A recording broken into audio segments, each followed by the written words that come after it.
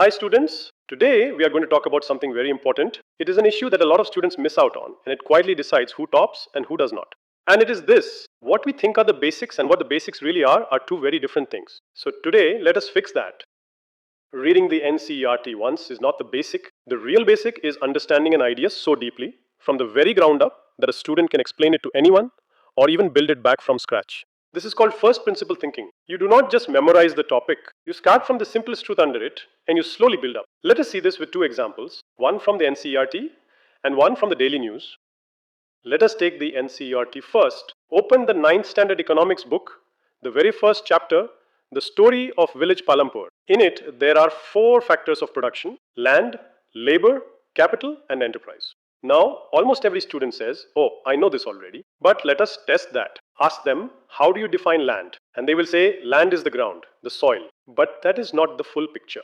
Here is the real way to see it. A factor is defined by what you pay for it. For land, you pay rent. For capital, you pay interest. So whatever you are paying rent for, that becomes your land. Take a computer company. It may own no farmland at all, but if it rents rack space for its servers, that rent makes the rack space its land, and the money it borrows, on which it pays interest, that is its capital. The definition follows the reward, not the object. Now comes the part where most students really miss out. The difference between labor and the entrepreneur.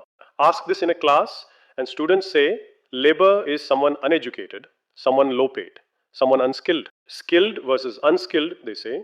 But that is not the real difference. It has nothing to do with education or skill or how much a person earns. The real difference is simple. Anyone who takes a fixed wage is labor. Anyone who takes the risk is the entrepreneur. The entrepreneur keeps the profit if it works and bears the loss if it does not. That is the real basic. Now, let us take the second example, straight from the daily news. The CAA, the Citizenship Amendment Act, every student reads that it is in the news, but almost nobody stops to ask the most basic question first. Before the act, before the amendment, we must ask, who is a citizen? Start with the plain dictionary meaning. A citizen is a full legal member of a country with rights and duties. And there are 2 simple ways to become one. 1, a person who is born in that country. 2, a person who comes from outside and over time earns it. That second way is called naturalization. Now, one more word we must stop and understand. The word law. What is a law? A law is simply a set of rules made by an authority that everyone must follow. And if someone breaks it, there is a punishment. An act is a law. Keep this in mind because this whole topic is just a chain of laws.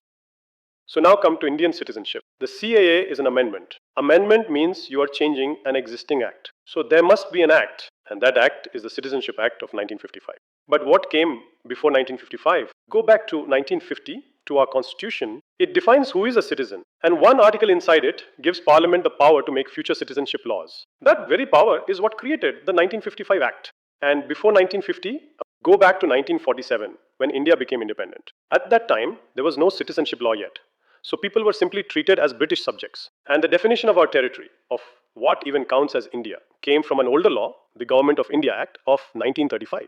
So look at the full chain. 1935, the territory. 1947, independence. 1950, the Constitution defines the citizen. 1955, the Citizenship Act. And then in 2019, the amendment, the CAA. Once a student builds this chain, the news is no longer scary. The CAA becomes just a small change sitting on top of something they already fully understand. Now let us be honest. This way is slower. It takes time and it takes patience. A student is not just collecting facts. They are building a memory core, a strong base block, one at a time. But once that block is built, it stays for years. And every new thing they learn simply sticks to it. So that's what we will do here together. We will build the real basics from first principles. Let us begin.